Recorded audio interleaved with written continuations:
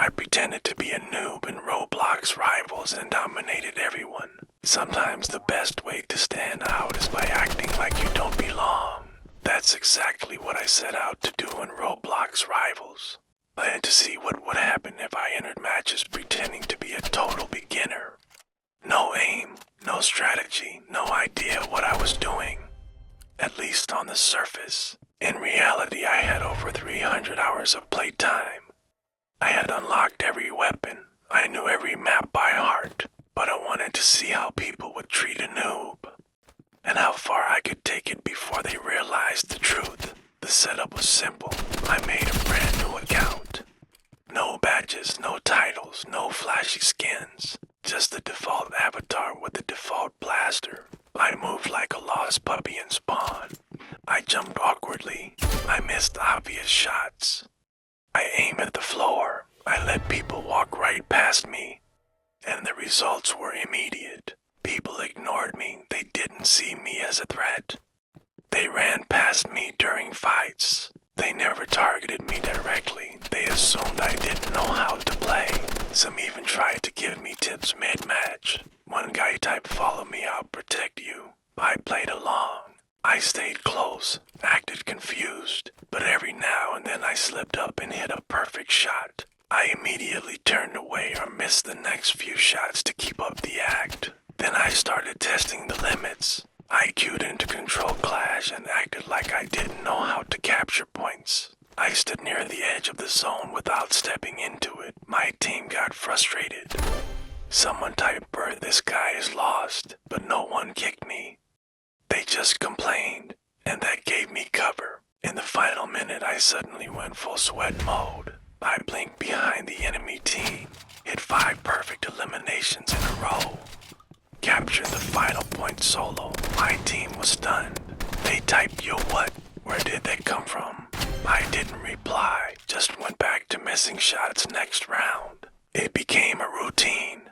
I would start each match with awkward movement, random sprays, late gadget use. Players assumed I was new. They underestimated me. Then in the final stretch, I would unleash my real skills. Wall jumps, flick shots, blink escapes, double eliminations. I would carry the team to victory. And the chat would explode with confusion. One match on Apex Summit stands out the most. I was up against a full squad of high-ranked players. They were emoting, showing off. They completely ignored me and focused on the real threats. I played dumb for 5 minutes. Then I got serious. I snuck behind their spawn, flanked the sniper, blinked to high ground, took control of the objective. I went from 1 kill to 13 in under 2 minutes. The scoreboard lit up with my name. The chat said Noob is cracked. Another player shouted he was faking. I just stayed silent and watched the chaos. The best part was how players reacted after matches. Some accused me of smurfing.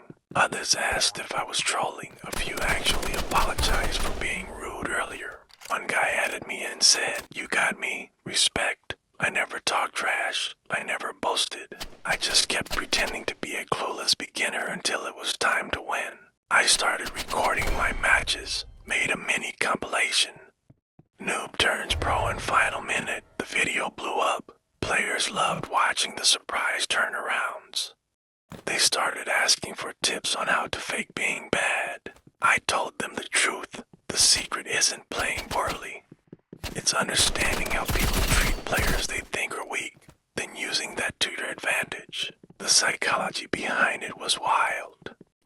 Players underestimate low-ranked teammates. They ignore them. They don't help them. That opens up space. It gives you room to make plays, and if you're smart, you can exploit that. Pretending to be bad lets you fly under the radar. Then when you strike, it's devastating. I experimented with different play styles. As a fake noob sniper, I missed wildly until the enemy got too confident and stopped dodging. Then I would land a perfect headshot and vanish. As a fake melee user, I would swing too early on purpose.